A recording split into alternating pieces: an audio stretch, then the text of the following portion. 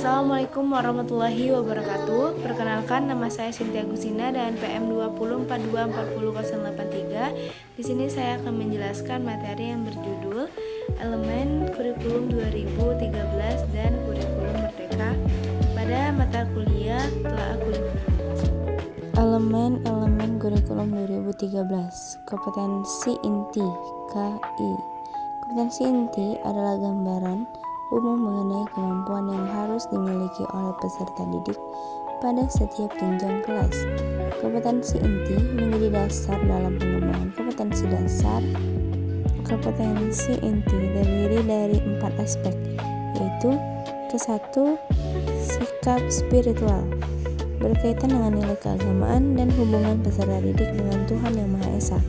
Contohnya, berdoa sebelum belajar dan bersyukur. Yang kedua, sikap sosial, berkaitan dengan perilaku sosial dalam kehidupan sehari-hari seperti jujur, disiplin, tanggung jawab, peduli, dan percaya diri. KI 3, pengetahuan, berkaitan dengan pemahaman siswa terhadap konsep, fakta, dan teori dari setiap mata pelajaran. KI 4, keterampilan, berkaitan dengan kemampuan siswa dalam mengelola, menyaji, dan menciptakan sesuatu berdasarkan pengetahuan yang dimiliki. 2. Kompetensi dasar KD. Kompetensi dasar adalah kemampuan yang harus dikuasai oleh peserta didik dalam satu mata pelajaran pada setiap kelas. Kompetensi dasar dikembangkan dari potensi inti. Fungsi kompetensi dasar antara lain: yang pertama, menjadi acuan dalam penyusunan materi pembelajaran. Yang kedua, menjadi dasar dalam kegiatan pembelajaran. Yang ketiga, menjadi pedoman dalam penilaian hasil belajar siswa. 3. Materi pembelajaran. Materi pembelajaran adalah isi atau bahan pembelajaran yang diberikan kepada peserta didik untuk mencapai kompetensi yang telah ditentukan. Materi pembelajaran dalam kurikulum 2013 memiliki beberapa karakteristik. Disusun secara sistematis sesuai dengan perkembangan peserta didik, mengaitkan pengetahuan dengan kehidupan sehari-hari. 4. Pendekatan pembelajaran. Dalam kurikulum 2013 digunakan pendekatan ilmiah atau scientific approach. Pendekatan ini bertujuan agar siswa aktif dalam proses pembelajaran dan mampu berpikir kritis. Langkah-langkah pendekatan ilmiah yaitu: pertama, mengamati. Siswa mengamati objek, gambar, atau fenomena yang diberikan guru. 2. Menanya. Siswa mengajukan pertanyaan mengenai hal yang belum dipahami. 3. Mengumpulkan informasi. Siswa mencari informasi melalui membaca, berdiskusi, dan melaksanakan percobaan. Yang keempat, mengasosiasi. Siswa mengolah dan menganalisis informasi yang diperoleh. 5. Mengomunikasikan. Siswa menyampaikan hasil pembelajaran secara lisan atau tulisan. 5. Penilaian pembelajaran. Penilaian dalam kurikulum 2013 menggunakan penilaian autentik, yaitu penilaian yang menilai kemampuan siswa secara menyeluruh. Penilaian meliputi 3 aspek. A. Penilaian sikap dilakukan melalui observasi, jurnal, dan penilaian diri. B. Penilaian pengetahuan dilakukan melalui tes tertulis, tes lisan, dan tugas. C. Penilaian keterampilan dilakukan melalui praktik, proyek, dan portofolio. Selanjutnya, elemen-elemen kurikulum merdeka. 1. Capaian pembelajaran CP. Capaian pembelajaran merupakan kompetensi yang harus dicapai peserta didik pada setiap fase pembelajaran. Capaian pembelajaran menggantikan kompetensi inti KI dan kompetensi dasar KD yang digunakan pada kurikulum 2013.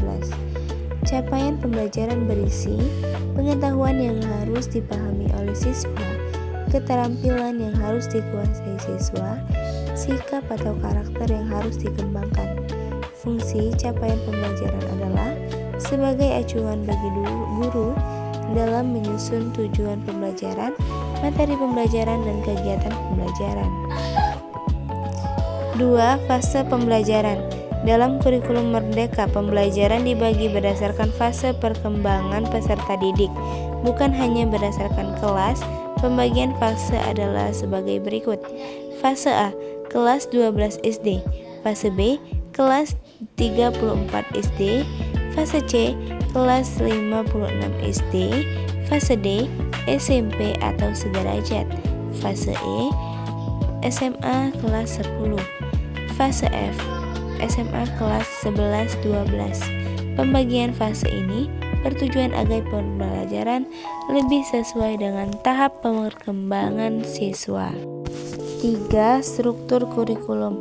Struktur kurikulum dalam kurikulum Merdeka terdiri dari 2 kegiatan utama, yaitu pembelajaran intrakurikuler, pembelajaran yang dilakukan melalui mata pelajaran yang sudah ditentukan seperti bahasa Indonesia, matematika, IPA, IPS, dan lainnya. Dalam pembelajaran ini, guru memiliki kebebasan untuk menyesuaikan metode dan strategi pembelajaran. Yang kedua, proyek penguatan profil pelajar Pancasila. Proyek ini merupakan kegiatan pembelajaran yang berbasis proyek yang bertujuan untuk mengembangkan karakter dan kompetensi peserta didik sesuai dengan nilai-nilai Pancasila. Kegiatan proyek biasanya dilakukan melalui kegiatan nyata yang berkaitan dengan kehidupan sehari-hari. 4. Profil pelajar Pancasila. Profil pelajar Pancasila merupakan gambaran karakter dan kompetensi yang diharapkan dimiliki oleh peserta didik Indonesia. Dimensi profil pelajar Pancasila meliputi: yang pertama, beriman dan bertakwa kepada Tuhan Yang Maha Esa serta berakhlak mulia. Yang kedua, berkebinekaan global. Yang ketiga, gotong royong. Yang keempat, mandiri. Yang kelima, bernalar kritis. Yang keenam, kreatif. Melalui penguatan profil ini, peserta didik diharapkan mampu menjadi individu yang berkarakter dan siap menghadapi tantangan global. Yang kelima, pembelajaran berdiferensiasi. Pembelajaran ini merupakan pembelajaran yang menyesuaikan proses pembelajaran yang kebutuhan, kemampuan, minat, dan gaya belajar peserta didik. Guru dapat melakukan penyesuaian pada materi pembelajaran, metode pembelajaran, kegiatan pembelajaran, bentuk penilaian. Dengan pembelajaran berdiferensiasi, setiap siswa memiliki kesempatan untuk belajar sesuai dengan kemampuannya. Yang terakhir, asesmen atau penilaian. Penilaian pada kurikulum Merdeka bertujuan untuk mengetahui perkembangan belajar peserta didik. Jenis asesmen dalam kurikulum Merdeka meliputi: yang pertama, asesmen formatif. Penilaian yang dilakukan selama proses pembelajaran berlangsung untuk mengetahui perkembangan belajar siswa. Yang kedua, asesmen sumatif. Penilaian yang dilakukan pada akhir pembelajaran untuk mengetahui pencapaian hasil belajar siswa. Penilaian ini membantu guru dalam memperbaiki proses pembelajaran agar lebih efektif. Baiklah, itu saja materi yang dapat saya sampaikan. Saya ucapkan terima kasih. Wassalamualaikum